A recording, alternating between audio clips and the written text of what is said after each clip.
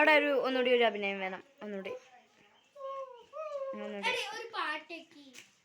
പാട്ട് വേണ്ട, പാട്ടില്ലാതെ ആക്കാം.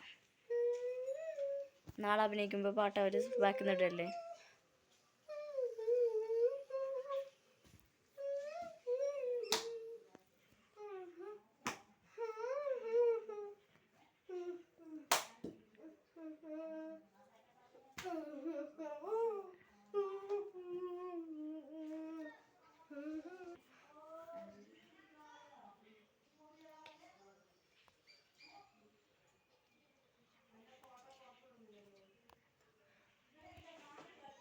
അർത്ഥനാദത്തിൽ നടുങ്ങുന്നു ഞാൻ, സ്വപ്നരാത്രികൾ പകലുകൾ ഒക്കെ കടങ്കത, സത്യമീ കത്തുന്ന വർത്തമാനം സഖേ. നമസ്കാരം.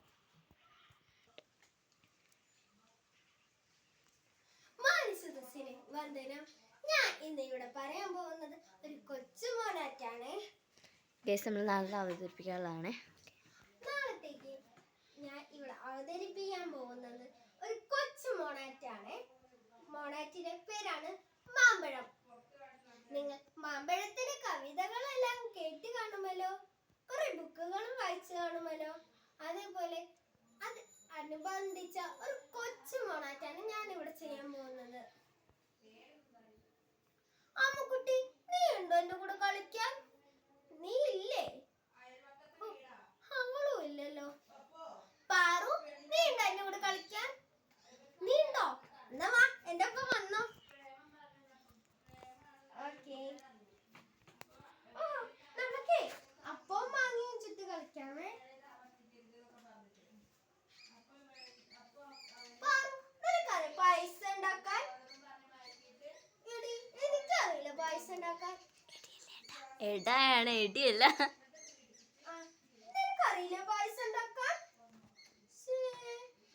എന്റെ അമ്മേനോട് ചോദിക്കാമേ. അമ്മേ, അമ്മേ, അമ്മയ്ക്ക് കൊറേ അടുക്കള ജോലി ഉണ്ട്. നമുക്കേ അതാ മാമ്പു. പാറു, നമുക്ക് പോയി മാമ്പു പറിച്ചാലോ? വാ, കല്ലെടുത്ത് പറിക്കാം.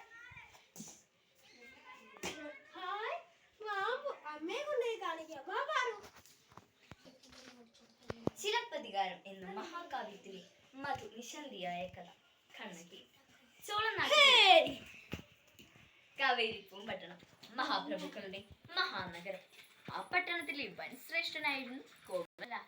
ദേവരൂപനാണവൻ, തേരിറങ്ങി വന്നു യന്ത്രകുന്യനാണവൻ, ഏവരും പുകഴ്ന്നു പാടും സർവസദ്ഗുണങ്ങളും തികഞ്ഞ കോവലന്റെ പ്രിയ പത്നിയാണ് കണ്ണകി. മാതൃക ദമ്പതികളായി അവർ ജീവിതോത്സവം ആഘോഷിക്കുകയാണ്.